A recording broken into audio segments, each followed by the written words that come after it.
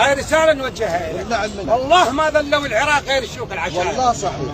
قالوا لنا الشرفاء ذولا ما يفيدونكم، ذولا السياسيين 23 سنة المؤمن لا يلدغ من جحره مرتين، مو 23 سنة، لا تروحون وتردون عليهم. شفتوا منو العراقيين، شفتوا منو القاتل الاحتلال، شفتوا منو ميزناهم ورجعنا على الفاسدين احنا نفسنا. صحيح. لكن الغيرة مو خطرة نسحبها ونشوف هذا منقص حتى نشمله.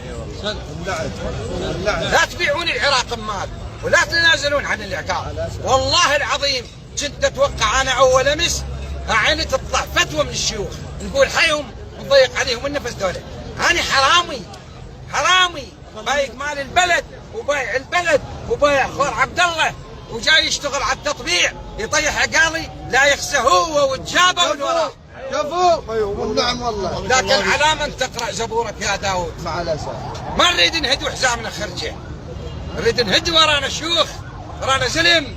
هل تسمع الشيوخ؟ كلنا وراه. هو اليوم الغيرة تبين، هو اليوم الغيرة تبين، هو اليوم الغيرة تبين، واللي يتنازل مو رجال اليوم الغيرة تبين، واللي يتنازل مو رجال اليوم الغيرة تبين.